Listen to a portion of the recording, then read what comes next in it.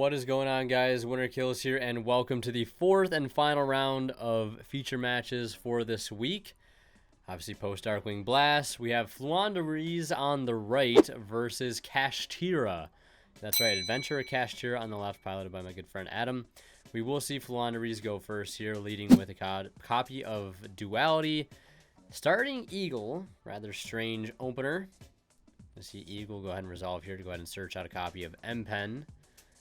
And then see if he has any other plays past that, any other smaller birds. I think I see a toucan. So very unfortunate that he does not have what seems to be any other way to play right now. Pardon my arm there, making a guest appearance in the middle of that. But yeah, it looks like he does not have any other way to keep playing there. So he's just going to go ahead and set 3 and pass. I think one of the sets is Dreaming Town. And we're going to see a Kaiju go right over top of the Eaglin. And then we're going to see him specialman Kashtira Unicorn. Low-key Speedroid support, by the way. It says if you control a monster, you can special this card from your hand, which I believe is the summoning condition on pretty much all the Kashtira monsters, the main decked ones. You can only use each of the following effects of Kashtira Unicorn once per turn. During your main phase, you can add one Kashtira spell from your deck to your hand. And then when this card declares an attack, or if your opponent activates a monster effect, except during the damage step, you can look at your opponent's extra deck, and if you do, banish one monster from it face down. So it looks like on the resolution of that, we will see a Dreaming Town get activated, summoning out an Eaglin, Eaglin resolving, and then he's going to go ahead and get into a M-Pen. And M-Pen will search out a copy of map, and we'll also see the Dreaming Town Graveyard effect activate. That's going to go ahead and book the Unicorn, make it so it cannot go ahead and search. But now all that has cleared out of the way.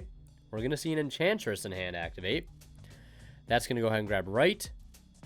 And then we're going to see him play a Fateful, activate right, get token, that'll trigger Fateful to go ahead and search out Draco back. So now we at least have an easy answer to the M-Pen. Unfortunately, we'll have to give it back to our opponent, though, in order to out it. We'll see him add Griffin Rider, discarding Draco back, equipping Draco back via its effect. And that will go ahead and activate, bouncing itself back to the hand. And then we're going to see him attempt to go battle phase, swinging in with the Griffin Rider and the token for a whopping 4,000 damage. Already on a 1-turn clock, and we'll see him pass turn there. We'll see Flunder lead with another Duality. We're going to see him reveal 2 more maps and a Dark Ruler. We already know 1 map to be in hand. So he will take a Dark Ruler there, so that will turn off the Omni Negate now. That is the Wandering Griffin Rider. And again, we know he has a map in hand. I think it looked like there was a Toucan in hand or something. Or maybe another Eaglin. I think the Eaglin we know was added back. It looks like he might have drawn a Robina at some point here for turn, because that I don't think it was in his hand the previous turn, else he definitely would have used it. So we're going to see map, reveal Robina.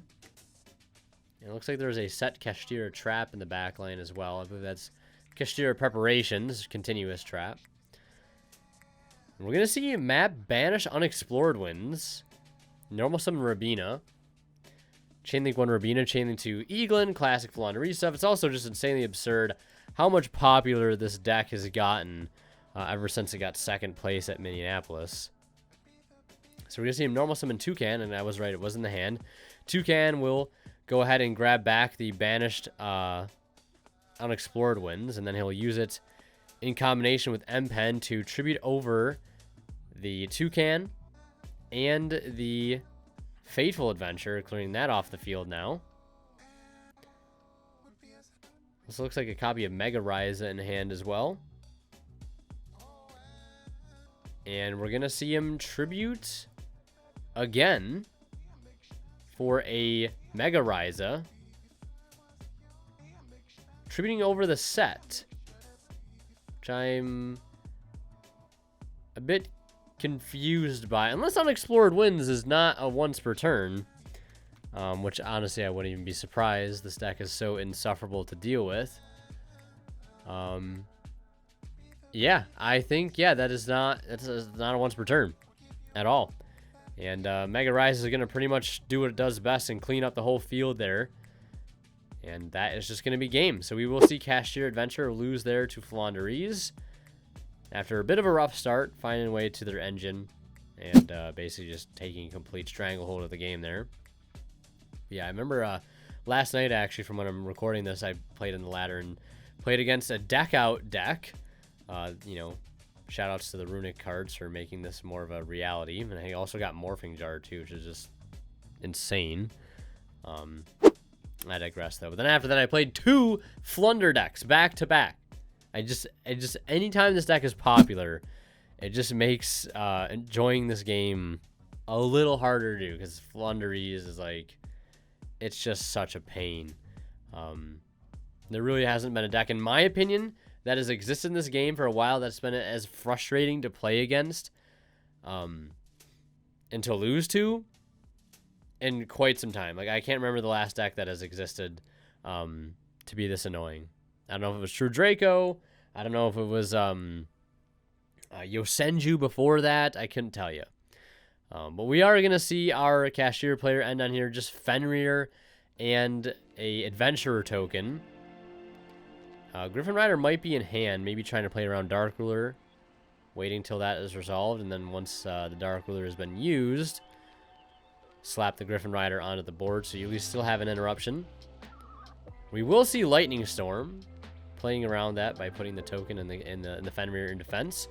So it looks like he will call Spell and Trap, and in response, he is going to chain Kashtira Preparations, which I will read. During the turn, you can special summon one of your Kashtira monsters that is banished or in your hand.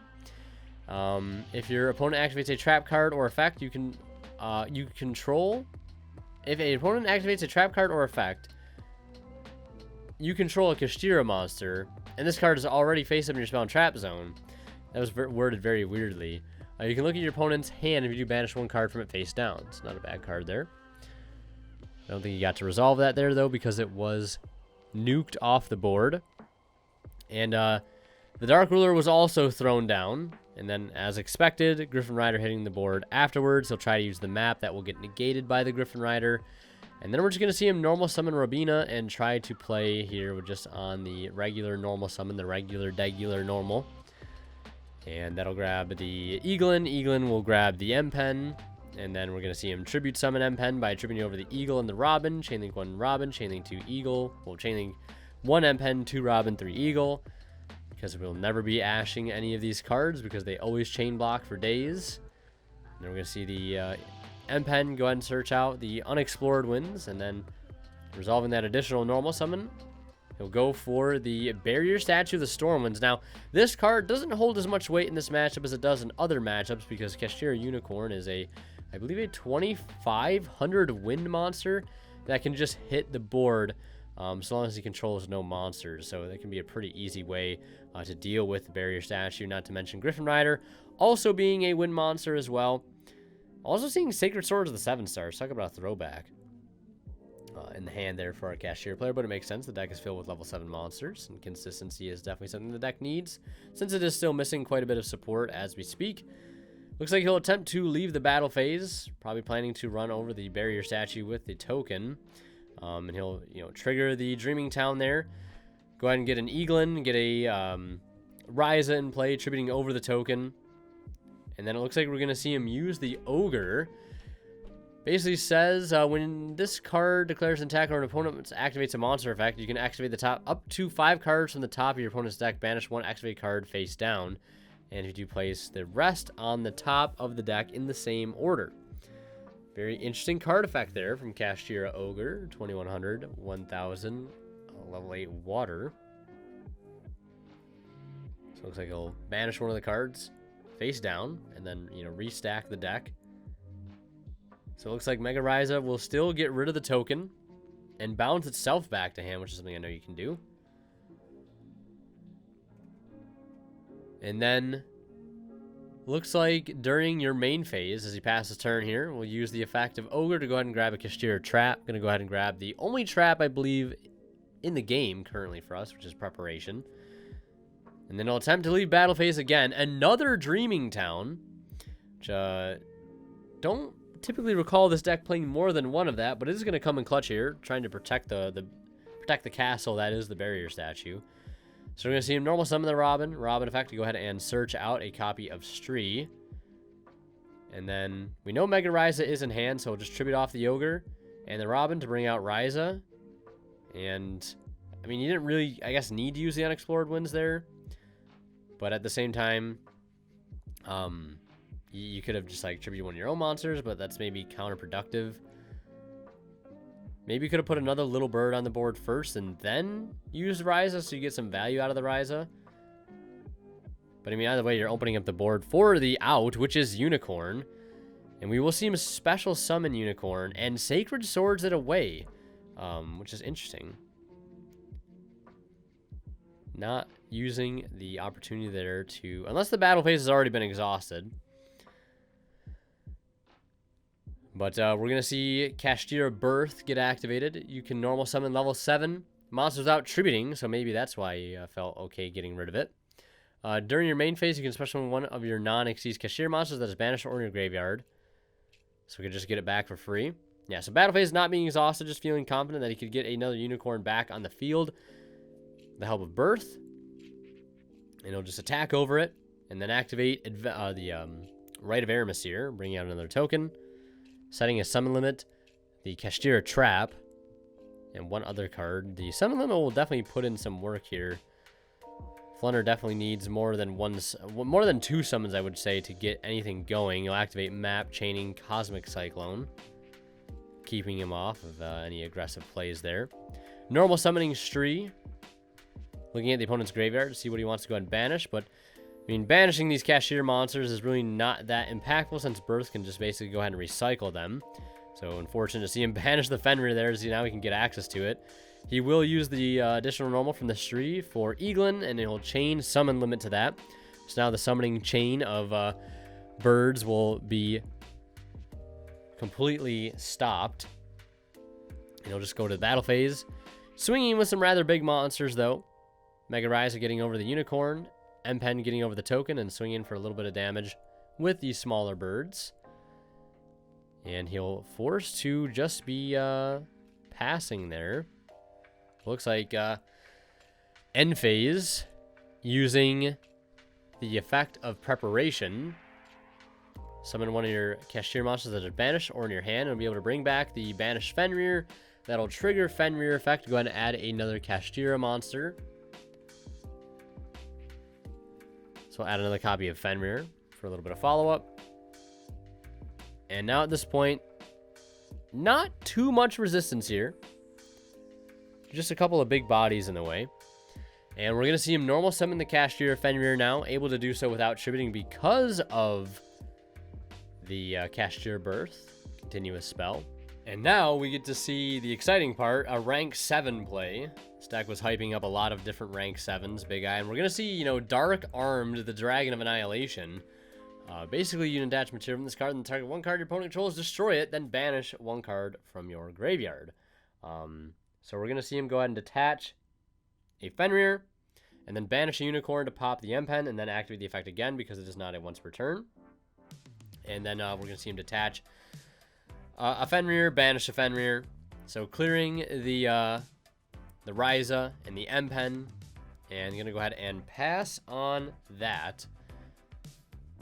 See if our Flunder player can out the summon limit, although very easy to do so with the Unexplored Winds up. It looks like we're going to see Birth go ahead and bring out, or not Birth, the Kashtira Preparations bring out a Fenrir. So now the opponent has to deal with Fenrir and summon limit. But that is pretty much about it, though. Summon limit working pretty well in a deck like this. Just playing a very, very control-esque game. And we'll see what our Flunder player can do here. I mean, it's just basically if he can get to a way to get to a big bird, which he does already have one. So we're going to see him tribute over one of his monsters. I believe it was the Stree and the Fenrir to grab M-Pen. Unable to deal with the summon limits, at least currently. Fenrir being a pretty big threat, but I mean, preparations can just bring it back next turn. We're going to see him activate map. And then just run over the Dark Armed Dragon of Annihilation. And set a card and pass turn. And still has Preparation online. Very interesting deck this Kashtira deck is. Wish it had more support currently because it's definitely missing quite a few cards. We're going to see a Kaiju over top of the M-Pen. That'll allow him to be able to play a little bit more freely here. And then we're going to see him special summon Fenrir. And Fenrir will go to attack, it looks like. And Fenrir, of course, can trigger its effect to banish. But our Flunder player is thinking about activating a set. And he will. It's going to be a copy of the Preparations. Or no, Advent of Adventure. That's what it is. Gonna go ahead and banish the Eagle. Searching out a Toucan. And he'll banish the Unexplored Winds face down. And attacking over the other bird. And passing on that. Summon limit's still up here, putting in a lot of work. We're going to see the Preparations bring back an Ogre now as he resolves a Pot of Extravagance for 6 to go ahead and draw 2 more cards. So many cards banished right now for our Flunder player. Where's a Changing when you need him? And, I mean, he does have Map online here, which he will elect to use. I do see a Lightning Storm in hand for our Flunder player as well. That is going to be, I mean, could be helpful here if he had a way to clear his own map and his own, well, not his own, but the Kaiju being placed on his field currently. Fortunately, making that a dead card right now would be insane, though, if it could resolve. So we'll see him go ahead and normal summon Toucan. And Toucan can go ahead and add back a banished Flunder card. Cannot add back anything that is banished face down, unfortunately. We'll go ahead and get back the Eaglin. And if he plays a second Unexplored Winds, this could be pretty clutch, but that card, at least the only copy that we know of, was banished face down. So we're going to see him activate Stree. He's going to chain Fenrir and then chain Ogre. And then it looks like he'll banish a Robin face down from those excavated 5. And then Fenrir is going to banish the field spell face down, the map. And we're going to see Stree banish a M-Pen from his graveyard, so that can be recycled back. And those are the 2 summons, so no more playing for Floowandereeze here. We're going to see him crash the Kaiju into the Fenrir and pass turn after setting 2. Passing over to our Kashtira player here, the Cash Money. Just going to go ahead and bring back one again off the Preparations. Preparations doing a lot of work here for this deck. Fenrir is going to go ahead and fetch a Unicorn. And he's not normal summoned yet, so he can just use the Birth to go ahead and normal summon out the Kashtira Unicorn without needing to tribute. And then we're just going to see him play, you know, beat down here with some big monsters. 2800 Ogre, 2500 Unicorn, and a 2400 Fenrir. And the attack declaration of Ogre, we'll see him activate the effect to look at the top 5, banish 1, and then run over the 2 other little birds. And I believe he could use Unicorn here. It looks like he is going to. He's going to go ahead and banish the Underworld Goddess from the extra deck face down. And Fenrir could also have add it on one of his face down cards there to banish it, I think. It looks like he will just go ahead and go to main phase 2 and pass. I need to double check Fenrir here. Turn 1 face up card your opponent controls. So yeah, I can't go after the sets. Okay. I was pretty sure that it only banished face up cards, but just wanted to double check. But now the entire field is cleared, and the Lightning Storm that we knew was in the hand can finally have a chance to resolve here, and that's going to be insane. Opting to call monsters here. I mean, Fenrir could be a big pain for the Flounder deck, but is it really that big of a deal where not clearing the Preparations and the summon limit is less of a priority? I'm not entirely sure. So we're going to see normal Robin, Chainlink 1 Robin, Chainlink 2 Toucan, searching out DD Crow. I don't think that's going to do too much good here. Normal summon Toucan, Chainlink 1 Toucan, and not chain blocking with another bird there. We're just going to go ahead and add back an M-Pen. Swinging with the little birds, and when he tries to attack, surprise, surprise, Kashtira Preparations, bring back Unicorn. And, yeah, I don't really know what the reasoning behind just, like, I mean, honestly, it's a rough situation either or, but I feel like you got to clear the summon limit if you're going to try to play at least, because getting 2 little birds on field is not going to be enough. And looks like he will just go ahead and concede there after a slowly losing battle.